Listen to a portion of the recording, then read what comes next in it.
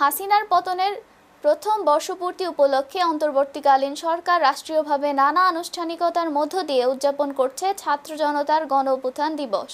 এই উপলক্ষে মঙ্গলবার ছিল সরকারি ছুটি। দিবসটি উপলক্ষে বাণী দিয়েছেন রাষ্ট্রপতি মোহাম্মদ শাহাবুদ্দিন ও প্রধান উপদেষ্টা ডক্টর মোহাম্মদ ইউনূস।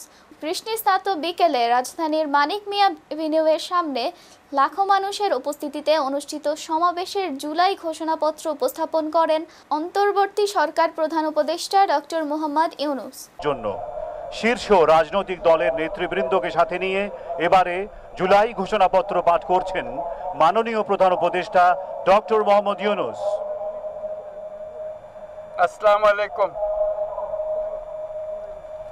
আজকে দেশের নেতৃবৃন্দকে সঙ্গে নিয়ে জাতির যে গুরুত্বপূর্ণ দায়িত্ব পালন করতে আমরা এসেছি,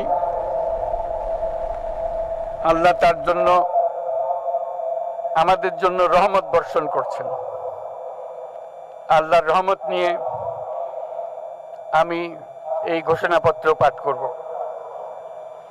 সেই হেতু বাংলাদেশের জনগণ সুশাসন ও সুষ্ঠু নির্বাচন, ফ্যাসিবাদী শাসনের পুনরাবৃত্তি রোধ, আইনের শাসন, অর্থনৈতিক ও সামাজিক ন্যায় বিচার নিশ্চিত করার লক্ষ্যে নিয়মতান্ত্রিক উপায়ে বিদ্যমান সংবিধান ও সকল রাষ্ট্রীয় সাংবিধানিক প্রতিষ্ঠানের গণতান্ত্রিক সংস্কার সাধনের অভিপ্রায় ব্যক্ত করে এবং সেহেতু বাংলাদেশের জনগণ বিগত 16 বছরের দীর্ঘ ফ্যাসিবাদ বিরোধী আন্দোলন সংগ্রামকালে এবং 2024 সালের জুলাই গণঅভ্যুত্থানকালীন সময়ে ফ্যাসিস্ট আওয়ামী লীগ সরকার কর্তৃক সংগঠিত গুম খুন, হত্যা, গণহত্যা, মানবাধিকার বিরোধী অপরাধ ও সকল ধরনের নির্যাতন, নিপীড়ন ও রাষ্ট্রীয় সম্পত্তি লুণ্ঠনের অপরাধ সমূহের দ্রুত উপযুক্ত বিচারের দৃঢ় অভিপ্রায় ব্যক্ত করছে।